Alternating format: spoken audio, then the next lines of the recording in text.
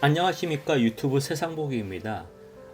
지금 현재 녹음 시점으로 2024년 12월 셋째 주 윤석열 탄핵 결정 이후 여러가지 뉴스와 어려운 경제 상황 속에 혼란을 맞이하고 있는 대한민국입니다.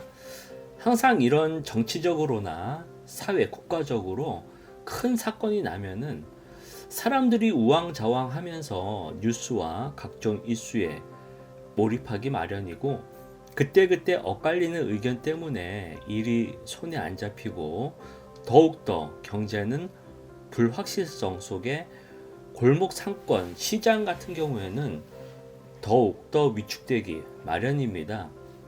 그런데 소위 전문가라는 패널들이 뉴스에 나와서 사회를 좀 안정시키고 대한민국의 앞날을 위해 대중들에게 올바른 정보를 필터링 없이 전달해서 정확한 판단을 할 수 있도록 도와줘야 되는데, 오히려 언론에서는 기계적 중립이다 뭐다 해서 당리당략에 따라 그때그때마다 말이 다르고, 이 사람 의견 다르고 또 저 사람 의견 다르고 해서 앞으로 헌법재판관들이 어떻게 될 거라느니 지금 현재 윤석열, 김건희 재판 지연 전략을 쓰는데 구속은 언제 될 거라느니 하면서 사람들의 눈과 귀를 흐리게 하는 역할을 하는 것을 보면은 아직도 대한민국의 언론이라든지 여러 미디어 환경은 후진국 수준에 머물러 있다는 걸 알 수 있습니다.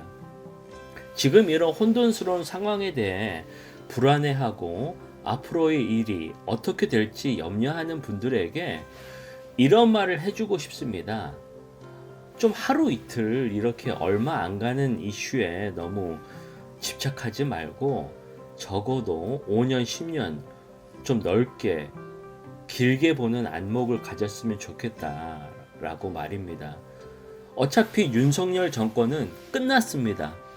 이미 지난 에피소드에서 말씀드렸지만 국민들이 윤석열에 대한 실정과 또 이번 친위 쿠데타와 같은 내란 음모에 대해 더 이상 정권을 유지해서는 안 되겠다라는 거국적 공감대가 일어났기 때문에 아무리 용을 써도 윤석열의 정권이 재집권하는 일은 없을 겁니다.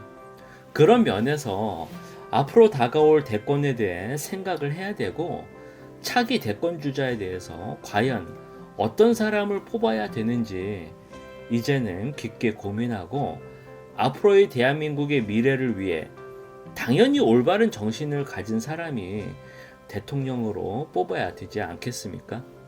그런 면에서 이때까지 서울대 출신인 김영삼, 그리고 이번에 윤석열 대통령이 끝이 안 좋게, 뭐 본인만 끝이 안 좋으면 좋은데 대한민국도 이렇게 국가적으로 어지러운 상황을 맞이해서 사회를 후퇴시키는 모습을 보면서 과연 앞으로 서울대 출신의 대통령 후보가 나온다면은 어떤 입장을 가져야 되는지 한번 생각을 해보겠습니다.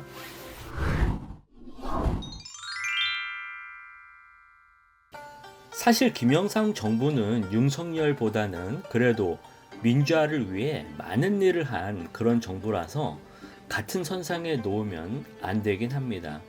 김영삼이 대통령 되자마자 그동안 군사 독재 정권에 부역한 하나회를 척결하고 금융실명제를 한 거나 역사 바로 세우기 등 이른바 문민정부로 전환하는 모습에서 나름의 혁혁한 공로가 있습니다. 하지만 김영삼 정부의 큰 문제점은 대통령이 돼서 민주화를 이루겠다라는 그런 비전은 있었지만은 그 외에 대한민국을 과연 어떻게 경제적으로 이끌어야 한다는 철학이나 지식은 없었기 때문에 여러 가지 경제적 위험 사인이 있었지만은 결국 무기력하게 IMF 외환위기를 맞이하면서 결국 비운의 대통령으로 자리에서 물러나게 됐습니다. 윤석열은 아예 처음서부터 집권하자마자 그동안 민주화를 이룬 대한민국의 격에 맞지 않는 사회가 거꾸로 가는 정책이나 친일 외교로 사람들을 당혹스럽게 만들더니 결국 이번에 탄핵을 맞게 되었습니다. 즉 이렇게 두 번의 서울대 출신 대통령을 보면서 왜 이 사람들은 근시안적인 정책과 편협한 사고방식으로 대한민국을 위험에 빠뜨렸냐라는 것이죠. 그 이유는 그냥 두괄식으로 아주 단순 명쾌하게 말하자면은 대부분이 서울대 출신 사람들은 이기주의자적인 성향이 강하기 때문입니다. 물론 서울대 출신이라고 전부 다 이기주의자라고 말할 순 없습니다. 저는 평소에 서울대 출신 사람들과 많이 작업도 해왔고 또 여러 가지 업무상 일을 해본 적이 있습니다. 그래서 주변에 서울대 출신 사람들하고 관계가 있는데요. 제가 느낀 바로는 열에 한두 명이 아니라 100명에 한두 명 정도 그나마 좀 이타적이고 성격이 바르고 쿨한 사람들이라고 느꼈습니다. 물론 이기주의가 꼭 나쁜 것은 아닙니다. 당연히 사람마다 자기 자신을 보호하려는 성향이 있고 또 일식양명으로 출세하려는 욕망이 있는 것은 사실입니다.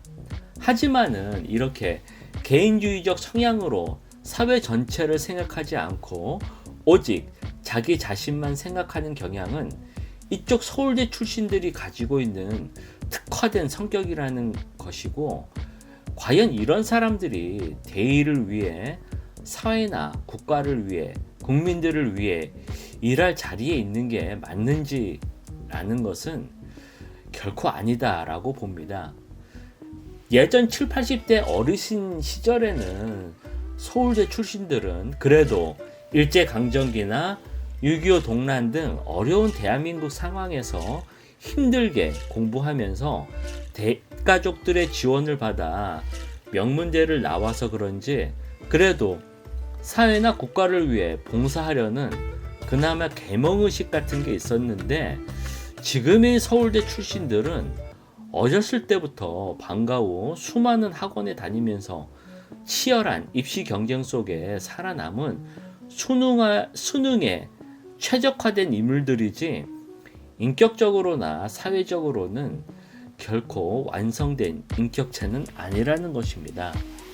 정치적으로 사회를 이끌고 국민들을 리드할 수 있는 자리에 오르려면은 적어도 살아오면서 여러 가지 평지풍파를 겪으면서 성공도 해보고 인생 밑바닥까지 떨어지면서 삶의 의미가 무엇인지, 그리고 자신이 재기에 다시 성공한다면은 이게 100% 본인의 능력이 아니라 결국 사람과 사람들의 도움을 통해 결국 성공할 수 있다는 걸 깨닫는 큰 그릇의 사람만이 중차대한 국가 지도자의 자리에 그나마 자격이 있다고 봅니다.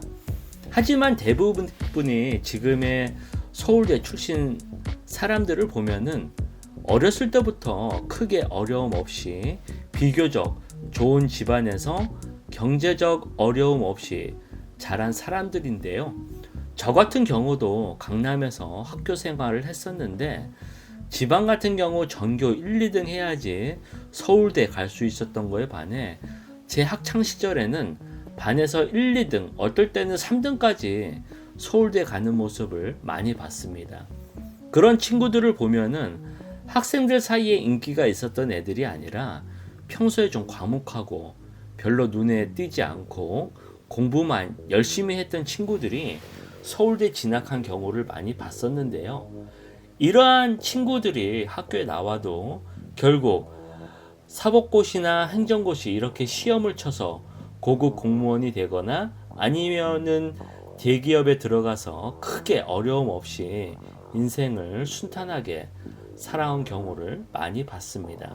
당연히 많은 사람들이 바라는 엘리트 코스를 밟으면서 인생을 사는 것은 모든 사람들의 로망일 수 있지만은 이런 자들은 이렇게 남들의 어려움도 모르고 자기 손으로 사업을 일으켜 자수성가한 케이스가 아닌 소통과 협업이 없는 이런 경력만으로는 근시안적인 사고방식과 사회 저변에 깔린 공동체 의식이 결여돼 정작 리더십이 필요할 때 다른 결정과 행동을 결국 하게 된다는 것입니다. 저는 그래서 솔직히 서울대 출신 사람들을 보면은 리더감은 아니고 쓴다면은 참모 정도? 좀 보고서 잘 쓰는 인간, 이런 평가입니다.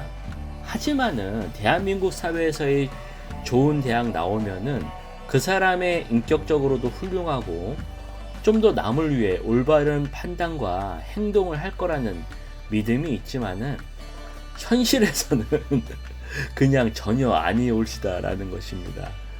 이제는 오히려 이런 서울대 출신들은 이기주의적인 성향이 많아서 좀 더 학력 말고는 다른 경험을 찾거나 검증을 철저하게 해서 오히려 뽑아야 될 필요가 있다는 것입니다.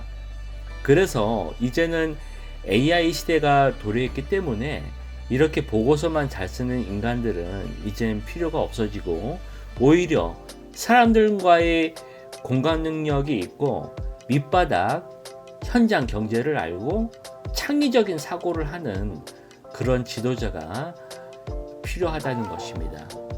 얼마 있지 않아 조기 대선이 치러질 대한민국 사회에 이제는 학벌주의를 타파하여 새로운 지도자를 뽑아야 되고, 또 앞으로 트럼프 행정부는 북한과의 대화 의지가 뚜렷하기 때문에 그것에 맞춰 역으로 주도적으로 대한민국 한반도를 이끌 인물이 이번에 대통령 후보가 되어야겠습니다.